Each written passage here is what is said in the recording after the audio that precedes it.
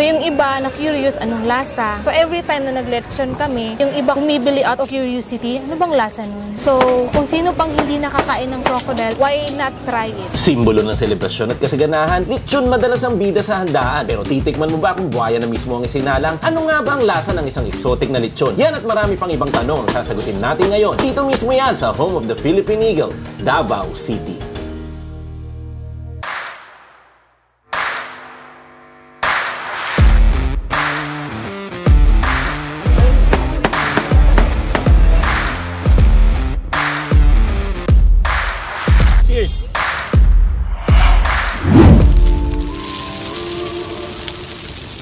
Jane Okias, Marketing and Sales Account Specialist ng Davao Crocodile Park.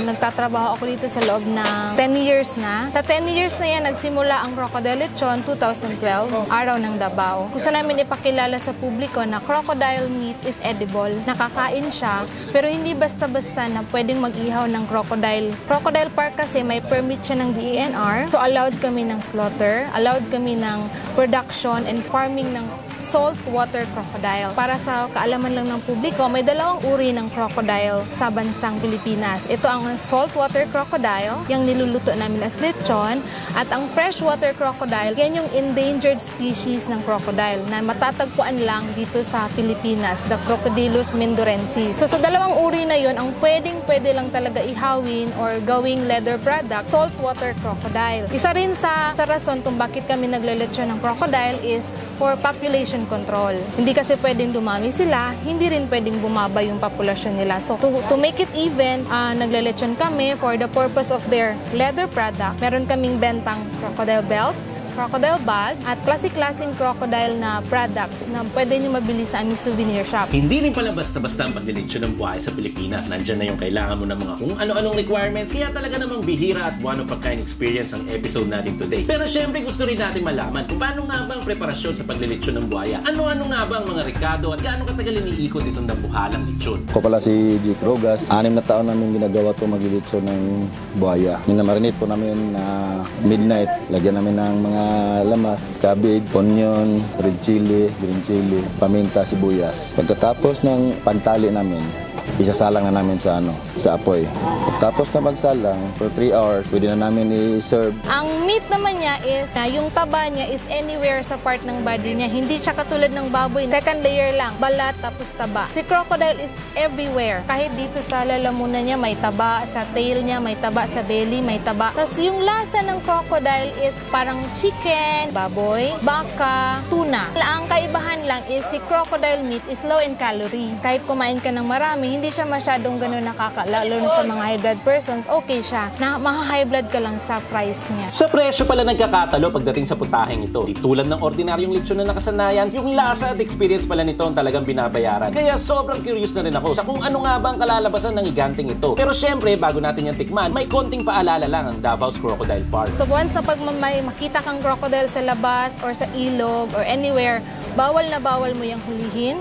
Una mong gagawin is tatawag ka ng barangay, 911 or the DENR. Direct ka, sila na magre-rescue.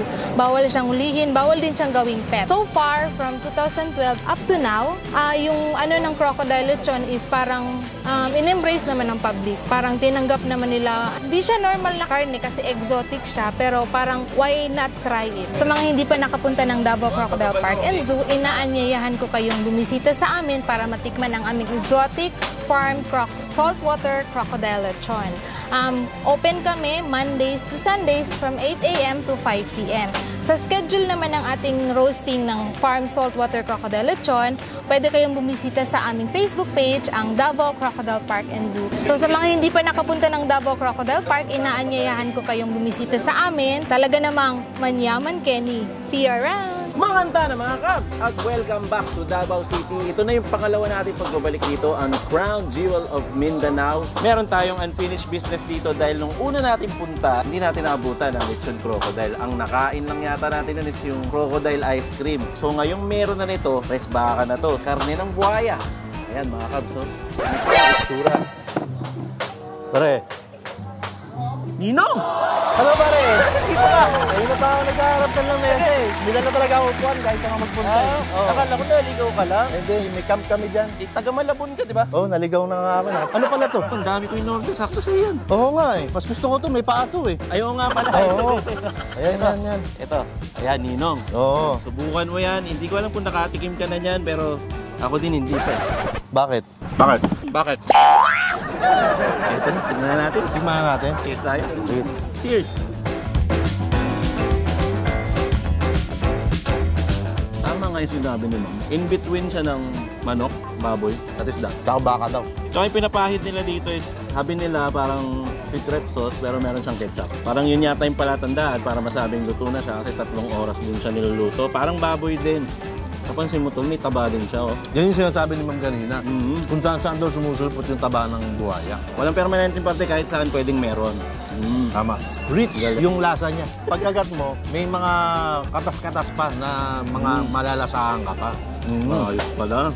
Yung aroma na malalasahan mo, ito din mismo, halo-halong gulay. Meron siyang repolyo, pasyotis yata yung isa, tapos mabawang siya, saka mapaminta. Baka yun yung nalalasahan ko. May tanglad pa. Oo. Tanglad. Buti na lang si Ninong Y, nagsasalita na ng marami. Bakit? Ayoko na siyang tanongin, baka bumalik sa akin. Ito yung karne na may gulay. Yung nasa loob. Parang nainggit ako dun ah. Gusto ko rin gano'n ng mga big bite mo eh. Ito naman, gawin ko naman palaman. Ay, sandwich? Oo, sa sandwich ko naman to rito. Yan. Ang masarap na partner din siguro dito dahil binigyan nila tayo suka. Kakausaw lang natin.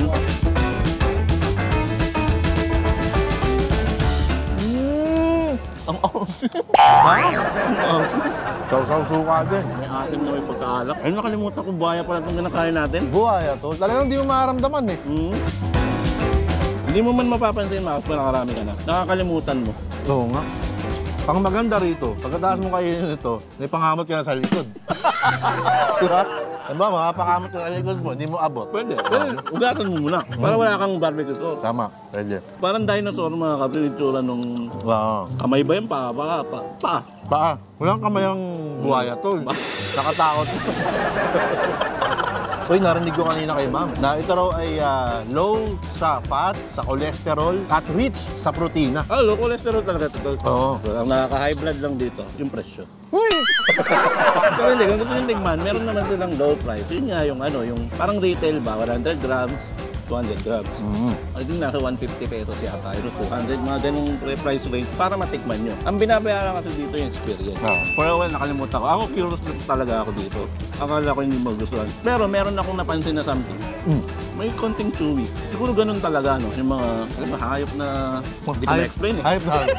Hayop na hayop. Hindi, tsaka buhay yan. Talagang, tigas mo talaga. Parang kasi ganyan. kahit naman yung baka, nung tumikim ako ng lechon baka, medyo may laban din talaga. Lumalaban. Yun nga yung termino, tol, no? Buhay yan. Talagang lalaban yan. Oo nga pala. Hindi mo basta-basta bibigay yan. Tumatawa yung spot yun eh. May nakikita ako dun. Pinapatawa mo siya eh. May audience tayo dun. Buti na lang, tol. Kinain na natin itong buhaya. Bakit? Bay, kaysa tayo kainin ito, hindi tayo na kumain sa kanya.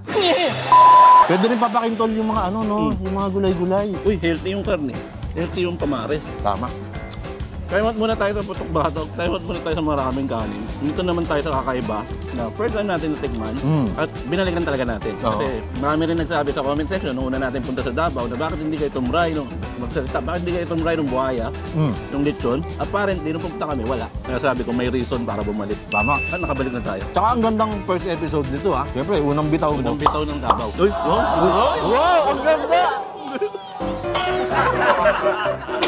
Galing mo, buhaya! Galing!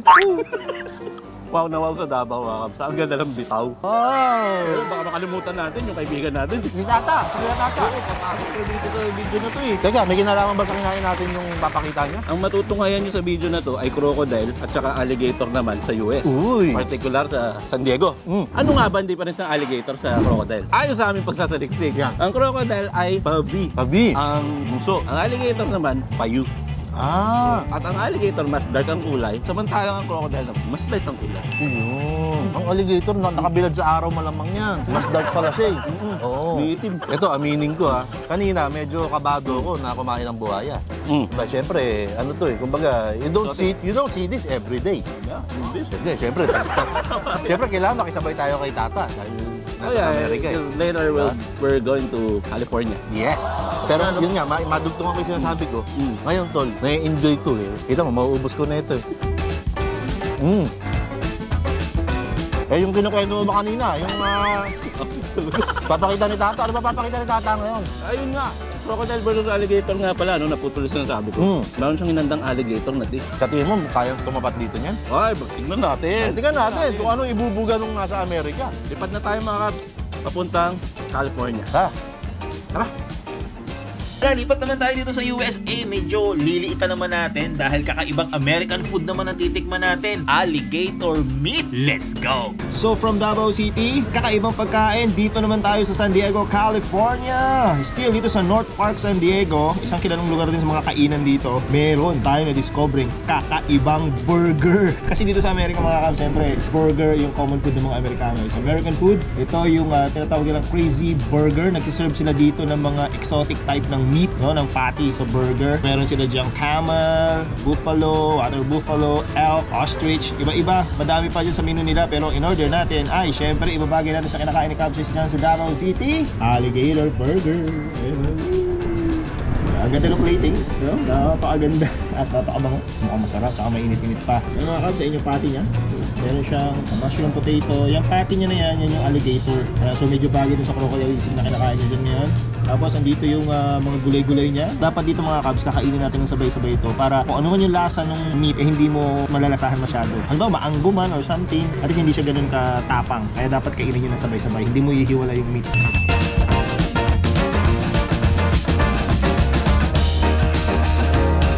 Bakit lasa? Hindi ko ma-explain. Tingnan nga, kunin ko yung meat mismo para makikita natin. Medyo asim-asim siya. Malambot, yung texture. Parang giniling, siyempre dahil na pati. Wala ka ma-compare ng lasa. Kakaiba. Kakaiba yung meat. Alam mo yung giniling na baboy na kumakain tayo? Mas feel pa din yung texture. Siguro sa way ng paggiling nila. Medyo maasim-asim. Wala siyang anggo, pero yung lasa niya, alam mo yung matabang at saka may lasa, nasa gitna siya. Parang ganun. Hindi siya typical na lasa ng common na burger na beef and pork, di ba? Medyo exotic nga yung lasa. Hindi naman siya katulad sa atin na lasang kambing, gano'n. Iba eh. Hindi ko ma-explain.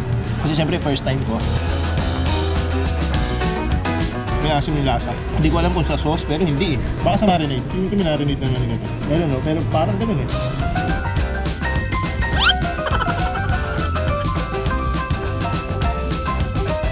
Hindi siya normal, siyempre. Kasi medyo exotic. Pero pwedeng kainin. Kahit natin mga Pilipino kaya natin kainin ito. Hindi ko alam kung ganito din yung kinakain nila kabses doon na ganito din yung lasa ng crocodile nila dyan. Yung crocodile natin sa Pilipinas. Pero, ayun nga, yung meat niya, may kakaibang lasa na hindi normal doon sa common na kinakain natin. Unlike kasi yung for example, kumain ka ng mga exotic like palaka. Pag kinain mo siya, lasa lang siyang manok. Diba? Ganun. Ito iba eh. Hindi siya yung lasa na hindi masarap, na hindi mo kakainin. Lasa siya na makakain mo, pero kakaiba. Hindi naman siya malansa, hindi siya maanggo, kakaibang meat. Itong Crazy Burger nga pala mga kabs dito sa North Park sa San Diego. Hindi mo lang kasi ng San Diego. Isa yun dito sa kilalang kinakainan dito. Sikat dito itong Crazy Burger dito, marami kumakain. Kasi nga, kakaiba yung mga nasa menu nila. Meron din mga normal, like ito, may onion rings. French fries, may mga burger din na normal, pork, beef, na yan. Pero kung gusto mo makatikim ng kakaiba, ang ma-experience ang kakaiba, like itong alligator burger, yung mga Pinoy na nandito o mga followers natin dyan, pwede yung tikman, Crazy Burger, masarap. At maganda yung ambience ng lugar nila. Halos maubos nila. Kasi nagustuhan ko naman yung lasa na exotic, pero masarap. Ay, Abses, kumusta naman yung kinakain mong crocodile sisig dyan? Hindi ko pa natikman yun eh. Ano ba lasa niya, Abses? Grabe yung suka nila dito, Ninong. Bakit? Anghang. Akala ko kanina pinakurat. Manghang talaga. Pambinuro. Pero parang tama siya dun sa buhaya. Balance. Oo, pambalante. Nga pala mga kabs, nakita nyo na kinain namin dito, 1 kilo to hinati lang namin. 500. Tapos ito, hindi ko alam kung ilang kilo to. Mabibili nyo naman lahat yan per kilo kapag may available. Bago tayo tuluyang magpaalam dito sa unang episode ng Davao, gusto namin magpasalamat kay Ma'am Jane at sa mga staff.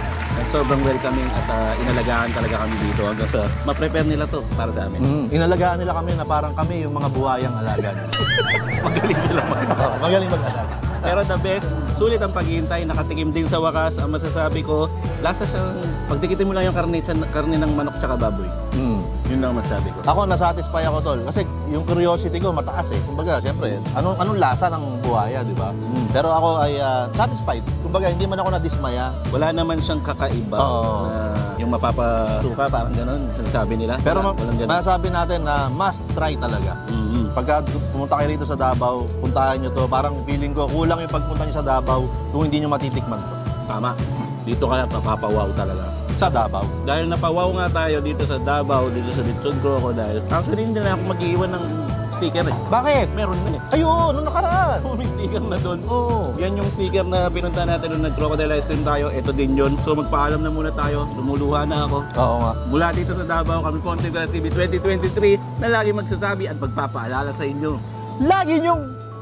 Huwag nyo kakalimutan. Sorry. First episode eh. Mula dito sa Davao, ito po ang Team Kalas TV 2023. Siyempre kasama natin si Ninong Y. Ninong Y. Na laging magsasabi at magpapaalala sa inyo.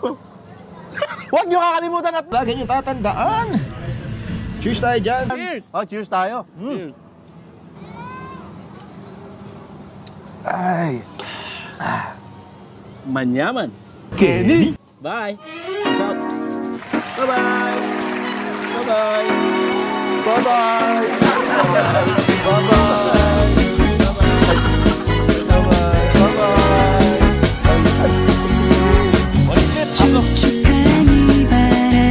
Masero na po kami. Salamat po sa inyo. Thank you. Ibirol mi sir ha. Ibirol kami sir. Alright. Sila po yung mga mabay na nag-alaga sa atin dito. Salamat po ulit. Una na po kami. Sige po. Bye-bye. Ma'am, thank you po. Bye-bye. Thank you po. Sir. Thank you din po sa pag-entertain sa amin. Salamat sa pagtanggap. Thank you, ma'am. Sige po. Salamat po. Ingat po po. Bye-bye.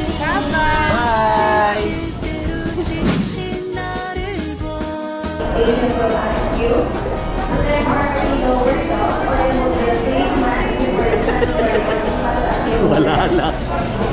Sakay lang namin mga pag papuntang Davao City. Kasama tayong artista. Yan o. Kunwari busy siya eh. Ang totoo niyang bingi na siya. Andito na tayo sa bahay na tutuluyan natin sa Davao City. Isa siyang up and down na condo. Meron pa siyang second floor. At kasama natin ang tanging lokal na mga kasama natin sa Davao City. Biyahe with Ken. Yes. Oh, high 6 oh. High 6. Saktong-sakto. Large pa. XL pala size. Same size. Parehas kayo mga kabs. Kilala ko yan. Kilala ko yan. Mayor TV. Oh, bati ka naman sa bonus clip. Hello, bonus clip. Ito nga pala yung balcony namin mga kabs. May overlooking. Yan ang airport. Doon sa kaliwa. Sa Amalay lang ito na tol. Ito tol, anong lugar to? Ito ang Tonton City. Tonton City. Tonton nga pala. Shout out from Davao City. Yeah. Davao City dito. Yung kita-kits mamaya. Lumilipad. Ay, ito. Masayang bonus clips. Ay, di, palipad siya to. Hindi siya pababa. Palipad niya. Makikita to. Makikita yan tol. Uy, nilayo natin isang to. Okay.